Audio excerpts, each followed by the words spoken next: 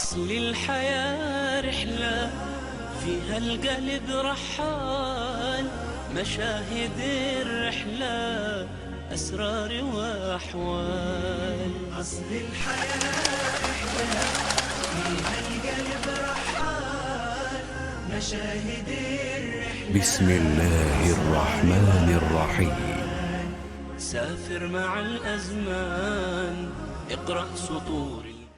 Bismillah, alhamdulillah va salatu vassalamu ala rasulillah. Allohdan tavfiq so'rab, jannat sifatlarini o'rganishlikda davom etamiz. Bugun jannatni borligi haqida bo'ladi. Biz bu darslikni qilishlikda asosiy foydalanadigan kitobimiz, oldin ham aytib o'tdik, Hadil arwah ila biladil afroh.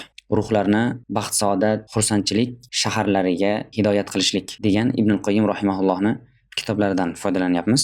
Bilamizki, sahobalardan hozirgi davrgacha ahli sunna jannat va jahannamni yaratilgan va hozir bor ekanligiga ittifoq qilishgan. Faqatgina ba'zi firqalar, Qadariya va ya'ni Mu'tazila firqalari bu jannat va jahannamni hozir borligi haqida inkor qilishadi. Balki aytadilarki, qiyomat kunida Alloh taolo jannat va jahannamni yaratadi deb. Agar Alloh taolo jannatni ya'ni jazodan oldin, ya'ni qiyomatdan oldin yaratsa, unda behuda yaratish bo'lib qoladi deb aytadilar. Bunga dalil o'laroq kullu shay'in halikun illa wajha. Allohning yuzidan boshqa barcha narsalar halok bo'luvchidir deb aytdilar. Keyin kullu nafsin za'iqatul maut oyatini ham barcha nafs o'limni totguvchidir degan oyatlarni dalil keltirishadi. Ya'ni Alloh taolo yaratgan barcha maxluqlar fonidir, ya'ni ketadi deydi. Agar endi bu jannat va jahannamni agar bu hozir yaratgan bo'lsa, yana keyin yo'qib ketadi, u yo'qib ketadigan bo'lsa, behuda yaratish bo'lib qoladi deb aytishadi. Shunga javoban olimlar aytishgan, Alloh taolo barcha maxluqlarni yaratdi va ulardan yo'qib ketadigan, ya'ni foniy bo'lishlik uchun yaratdi va ba'zi maxluqlarda esa qoluvchi qilib yaratdi. Undan Allohning arshisi, kursisi va jannat va jahannam ham. Va shuni ayni Imom Ahmad rahimahulloh aytdilarki, ruhlar, bu hurur aynlar ham, ular ham yaratilgan va ular abadiy qolishlik uchun deb aytdilar. Endi birma-bir dalillarga kirishsak, birinchi Imom Buxoriy rahimahulloh o'zlarining sahihlarida jannatning sifatlari va u hozir yaratilgan ekanligi haqida bir bob qilganlar alohida. Birinchi oyatlardan birma-bir jannatda borligi haqida dalillarda aytsak, Alloh taolo Najm surasida aytadiki: "Va laqad ra'ahu nazlatan ukhra 'inda sidratil muntaha, 'indaha jannatul ma'wa id yaghsha sidrata ma yaghsha ma zaghal basar va ma tagha." Qasamki, Muhammad alayhissalom ikkinchi marta alayhissalomni ko'rdi, Sidratul Muntahoda ko'rdi. Sidratul Muntahoni oldida jannatul ma'wa bordir. Sidratul Muntahoni o'rab olgan narsa o'rab oldi deganda Ibn Mas'ud radhiyallohu anhu aytdiki, oltindan bo'lgan to'shak o'rab oldi dedi. Bu Miroj hadisida Anas ibn Malik radhiyallohu anhu rivoyat qiladi Rasululloh sollallohu alayhi vasallamdan. Aytadilarki, Rasululloh men Sidratul Muntahoga men bilan ketdi. Sidratul Muntaho o'sha daraxt bargi filni qulog'idek, mevasi esa ko'zadek dedilar. Allohning buyruqlaridan nimadir narsa o'rab oldi, o'rab olganda o'zgardi. Allohning maxluqlaridan birortasi uni go'zalligini sifatlashlikka qodir bo'lmaydi va Alloh taolo menga vahiy qilgan narsasini vahiy qildi deb aytdilar. Yana boshqa oyat: "Vasari'u ila mag'firatin min robbikum va jannatin 'arduha as-samawati wal ardu u'iddat lil muttaqin." Robbingizning mag'firatiga va kengligi osmonlar va yercha bo'lgan muttaqillar uchun tayyorlab qo'yilgan jannatga shoshilinglar dedi. Bu yerda u'iddat lil muttaqin, muttaqillar uchun tayyorlab qo'yilgan deb aytdi. Yana Alloh taolo aytdiki: "Va qulna ya Adam uskun anta va zawjukal janna va kula minha ragadan haythu shi'tuma va la taqraba hadhihi ash-shajarata fatakuna min adh-dhalimin." Biz aytdiki, ey odam, sen va jufting ayoling jannatda yashanglar va mevadan xohlaganingizcha yenglar va mana bu daraxtga yaqinlashmanglar, agar yaqinlashsalaringiz zolimlardan bo'lasizlar dedi. Endi bu Odam alayhissalom va momo Havo onamiz yashagan jannat o'sha jannatmi yoki boshqasimi degan so'zda olimlar orasida ixtilof bor bu masalada. Endi hadislardan dalil. Xo'p. Rasululloh sollallohu alayhi vasallam Isro va Miroj kechasidagi Anas ibn Malik rivoyat qilgan hadisidan aytadilarki, "Suman talaqa bi hatta meni keyin olib ketdi. Hatta intaha bi ila sidratil muntaha wa ghashiyaha alwanun la adri ma hiya, thumma udkhiltu al-janna fa idha fiha habayilul lu'lu fa idha turabuha al-misk." Keyin hatto Sidratul Muntahoga yetdi, olib keldi meni. U nimaligini men bilmaydigan ranglar o'rab oldi. Keyin jannatga kirgizildim. Jannatda marvariddan bo'lgan zanjirlar, ya'ni iplar bordi va uni turpog'i esa miskdir dedilar. Yana Sahihaynda rivoyat qilingan hadis Ibn Umar radhiyallohu anhu Rasululloh sollallohu alayhi vasallam aytdilarki: "Inna ahadakum idza mata urida alayhi maq'aduhu bil ghadati wal ashi. In kana min ahli al-jannah fa min ahli al-jannah wa in kana min ahli an-nar fa min ahli an-nar. Fa yuqalu hadha maq'aduka hatta yab'athaka Allahu yawm al-qiyamah." Albatta sizlardan biringiz agar o'ladigan bo'lsa, uni o'rni kunduzi ham va kechqurun unga ko'rsatiladi. Agar u jannat ahli bo'lsa, u jannat ahli. Agar u jahannam ahli bo'lsa, u jahannam ahli. Aytilinadiki, bu seni joying, hatto seni Alloh taolo qiyomat kunida yuborgunigacha deb aytilinadi. Yana Ibn Abbos radhiyallohu anhu dan rivoyat qilingan hadis. Bu quyosh tutirish qissasi.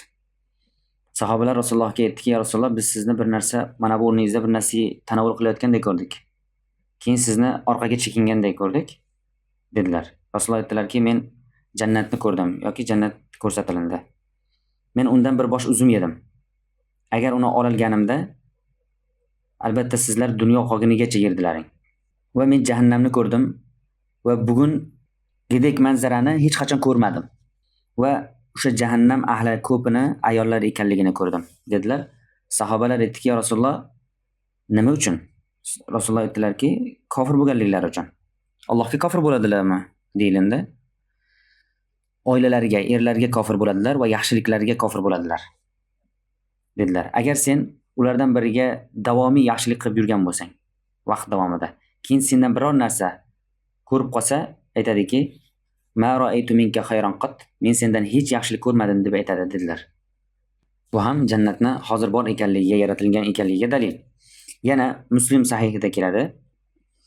Abu Hurayra roziyallohu anhu rivoyat qiladi. Rasululloh sollallohu alayhi vasallam aytadilarki, Alloh taolo jannat va jahannamni yaratganida Jibril alayhisalomni jannatga yubordi.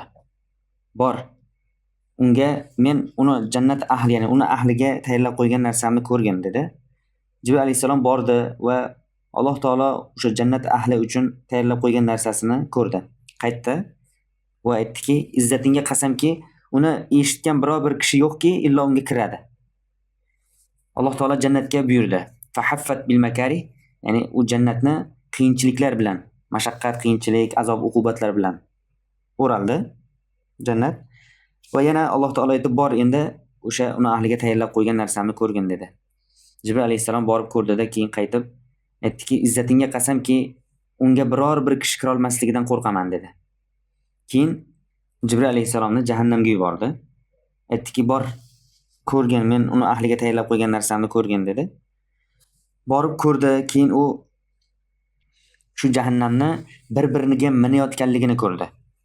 Ko'rib qaytdi-da, "Izzatingga qasamki, unga biror bir kishi kirmaydi, ya'ni eshitgan biror bir kishi kirmaydi" deb aytdi. Alloh taolo jahannamga shahvatlar bilan o'rashlikni buyurildi.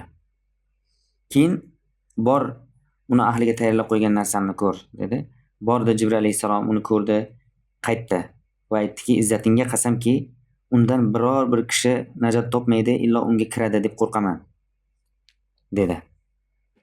Yana Termiziy rivoyat qilgan hadis Ibn Mas'ud radhiyallohu anhu dan Rasululloh sollallohu alayhi vasallam aytdilarki: "Men Isro kechasida Ibrohim alayhisalomga yo'liqdim.